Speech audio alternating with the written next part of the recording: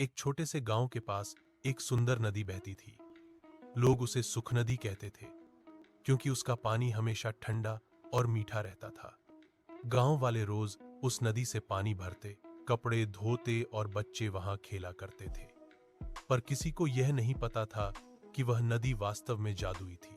एक दिन गांव का एक गरीब लड़का राघव बहुत उदास बैठा था। उसकी मां बीमार थी और इलाज के लिए पैसे नहीं थे। वह नदी के किनारे जाकर बैठ गया और रोने लगा। तभी नदी की लहरों से एक मधुर आवाज आई, राघव, तू क्यों रो रहा है? राघव चौंक गया। उसने देखा कि पानी में एक सुंदर परी का चेहरा दिखाई दे रहा है। परी बोली, मैं इस नदी की आत्मा हूं। जिसने सच्चे दिल से मांगा उसे मैं वरदान देती हूं।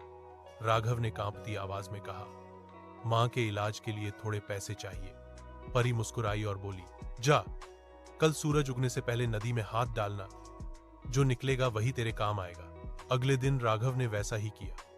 जैसे ही उसने पानी में हाथ डाला, उसे एक चमकता हुआ सोने का सिक्का मिला।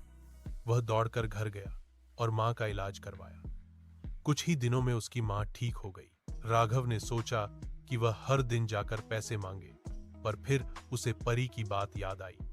सच्चे दिल से मांगने वाले को ही वरदान मिलता है। उसने लालच नहीं किया। सालों बाद जब गांव में सूखा पड़ा, राघव ने गांव वालों से कहा, आओ सब मिलकर इस नदी से प्रार्थना करें। सभी ने सच्चे दिल से दुआ की और कुछ ही घंटों में आसमान से बारिश शुरू हो गई। गांव फिर हरा भरा हो गया। लोगों ने उस नदी को जादुई नदी कहना शुरू कर दिया और उसकी पूजा करने लगे।